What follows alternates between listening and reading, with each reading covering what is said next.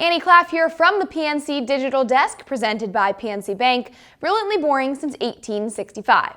The O's fall short on the road. Here's the interim manager, Tony Mansolino. Any update on Trevor Rogers? Yep, so left toe discomfort, it's related to the nail. So nothing structural, not bone, nothing like that. We just kind of pulled the plug after the fifth. He was having a hard time kind of finishing his pitches because it's the push-off foot, and we just wanted to take care of him. He was, I think if you're in the playoff race right there, I don't think he's letting us take him out right there in that spot. But I just think with the situation that we're in and for Trev and his health and just being smart, we kind of mitigated any risk and pulled the plug. Is it the big toe, and yes. when did that start? You have to ask him. I'm not sure if it's something that he's been dealing with for a little bit or if it's new.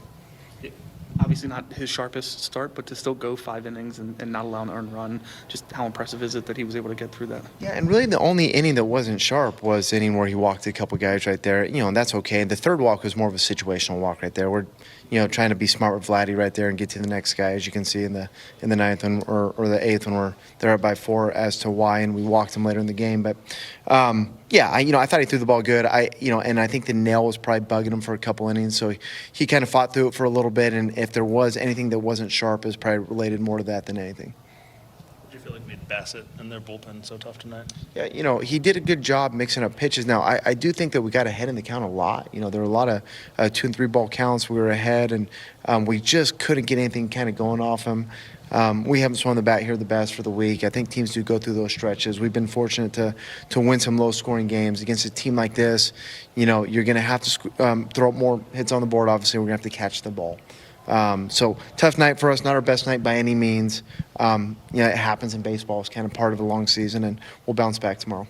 The Basayo double, it's a low and away pitch. He goes 100-mile-an-hour exit velocity the other way. Just how impressive is an at-bat like that from a guy his age? Yeah, he's talented. We're not even scratching the surface yet with the kid.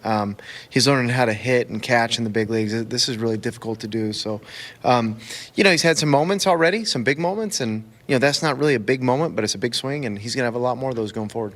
The Cowser, when the ball gets past him in center, is that just a case of he's trying to make a play at third, probably with the runner probably rounding second, or what maybe happened in that situation? No, he's doing a good job of getting to the ball, cutting it off, and trying to get it in. I think we've seen over the years here examples of that runner on first and balls in the gap. I've waved a couple guys home myself, and it's worked where if an outfielder kind of lazily gets to the ball and doesn't get it in crisply, we can wheel the guy at third base. So with kind of what they're doing right there, it's an aggressive team. Cowser's doing a great job of having urgency on the play. He just made a mistake, the way an infielder does sometimes, and that's okay. That'll close things up here from the PNC Digital Desk, presented by PNC Bank, brilliantly boring since 1865.